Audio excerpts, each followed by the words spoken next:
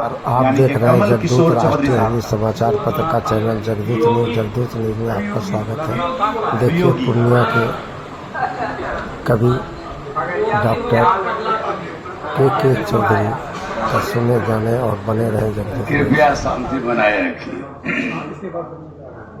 आज का यह सारस्वत माहौल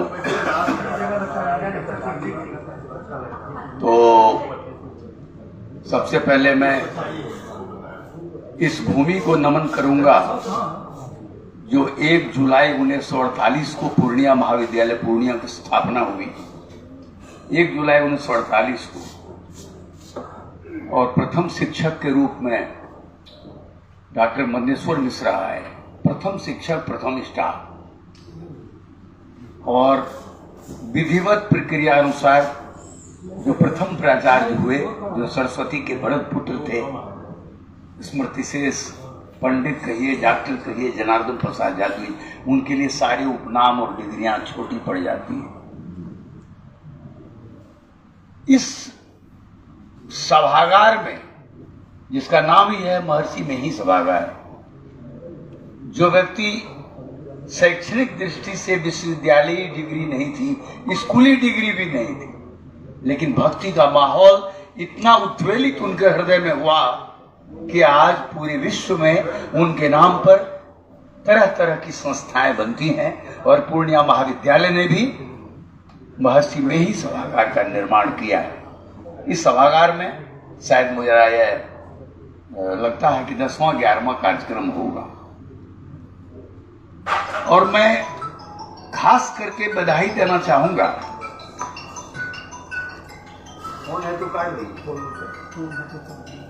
मैं खास करके बधाई देना चाहूंगा आदरणीय डॉक्टर शंभूलाल वर्मा जी का।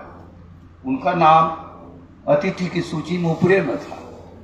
उन्होंने कहा कि जो मेरे कॉलेज में हो रहा है, उस सभागार में हो रहा है, जहां मैंने कितने कार्यक्रमों की अध्यक्षता की है, कार्यक्रमों को संपन्न कराया है, तो विधिवत मैं तो स्वागताध्यक्ष हूं और उनका हृदय साहित्यकार हूं। और इसीलिए वो मंच पर नहीं बैठे, वो तो जबरदस्ती मैंने मंत्र मारा। मैं भी ब्राह्मण, और रंजीत को चूंकि उसका नाम है तिवारी, तो उनको कई बार उन पर वार हुआ। व्यवधान के लिए खेद है, मैं एक छोटी सी बात उसमें जोड़ना चाहूंगा। सुखद संयोग की बात है कि अतिथि और आतिथेय दोनों जी ये इनका संस्थान है, प्राचार्य है। हाँ। तो आतिथेय तो हुए ही है जी, और अतिथि भी हैं। जी। तो ये अच्छी बात है। एक टिकट 2 खेल हो गया।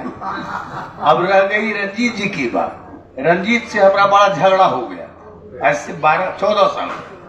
इसको कहा कि तुम बड़ा बेवकूफ लड़का है, रंजीत में जो महर्षि कार कैसे तुम दे दिया। तो इन्होंने पहला नाम कहा कि आप सर रक्त रंजीत मत समझिए, आप अनुरंजित समझिए। मैं अपने वरिष्ठ का अनुरंजन करता हूँ, उनका अनुगामी बनना चाहता हूँ। पहली बार उनको लेके दिनकर दीवाना जी मेरे पास मेरे क्लिनिक में 2010-11 की बात है। जहर खा लिए थे क्या? नहीं, जहर नहीं खाया, तो भेंट करने भेंट करने आए। और जहां तक जहर का भी सवाल है, तो जाति धर्म संप्रदाय बड़े छोटे का जो विभेद रूपी समाज में जहर है, शायद उसी के निराकरण के लिए मुझसे सलाह लेने आए थे। इनको मैंने पूछा तो इन्होंने कहा कि मैं योगेश्वर का शिष्य हूँ। हमने कहा कौन योगेश्वर? बोला जोगेश्वर जख्मी। जब तक वो जोगेश्वर थे किसी को उन्होंने टेरा नहीं, और जब जख्मी हो गया उनका हृदय तो उनसे कविता निश्चित हुई, और मैं उन्हीं का शिष्य हूँ और मैं कविता लिखने आया। तो पहला वार तो जोगेश्वर जख्मी ने इन पर किया। मेरे यहाँ आए तो मैंने भी काफी समझाया बुझाया। और अंततः लोग पहले कहते थे, थोड़ा बुरा नहीं मानिएगा, मैं हंसाने वाला आदमी हूँ, लोग कहते हैं ऊपर आसमान नीचे पासमान। अंततः ये देवनारायण पासवान के पास गए, वहां भी बड़ा झड़ान पड़ा। वो बीमार थे, उठ नहीं सकते थे बेड पर से। तो हम लोग उनको देखने गए थे, तो रंजीत जी भी गए थे। उस बीमारी की हालत में जो बोलते गए उसको ही लिखते गए, और उसको उन्होंने भूमिका में सुबह संसा में डाल दिया। तो मेरा तात्पर्य यह है कि कृत्य पर कर नहीं, वो कृति में है। देवनारायण पासवान ने इनकी पुस्तक में भूमिका लिखी है। तो मैं कह रहा हूं कि रंजीत जी कितने संघर्षशील व्यक्ति हैं कि अपने विद्यालय विद्या विहार में जो शिक्षक हैं, जो निश्चित रूप से बिहार का एक समृद्ध शैक्षणिक और अनुशासन के लिए जाना जाने वाली संस्था है, वहां से छुट्टी लेकर के गए और वहां उनसे देवनारायण बाबू से लिखवाया। यह जो भावना है कि हम बड़ों से आशीर्वाद ग्रहण करें, उनकी लेखनी कि हम कायल हो जाएं, ये उनकी भलमनसाहत को दर्शाता है। तो रंजीत जी निरंतर प्रेरित रहे हैं और उन्हीं प्रेरणाओं के फलस्वरूप कटिहार के प्राइवेट ट्यूटर से DAPS पूर्णिया और DAPS से लगातार ट्यूशन पढ़ाते हुए और लोगों से निजी संपर्क करते हुए जो उनका व्यक्तित्व निखरा, उस निखरे हुए व्यक्तित्व को अगर किसी ने पहचाना तो विद्या विहार आवासीय विद्यालय ने मैंने पहचाना और उनको रमेश जी के ही समय में, रमेश मिश्रा जी के समय में उनको प्राचार्य महोदय ने अपने यहाँ बतौर शिक्षक, दो कारण, पहला तो वो इकोनॉमिक्स से में है, दूसरा कि वो हिंदी भी पढ़ाते हैं, तीसरा कि वो बड़े नाटक करते हैं।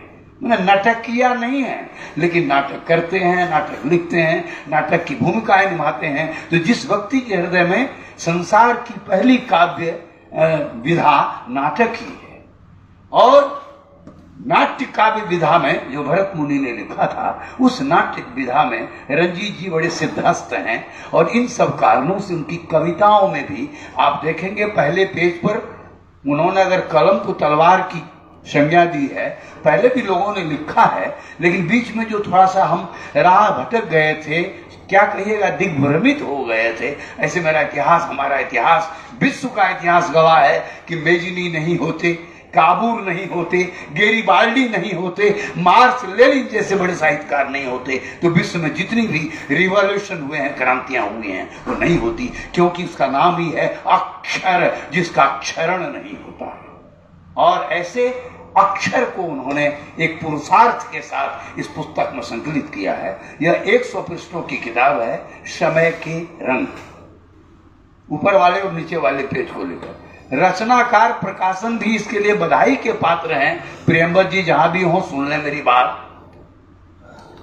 क्यों? बड़ी चालाकी से कविताओं को उन्होंने अनुक्रमण में डाला।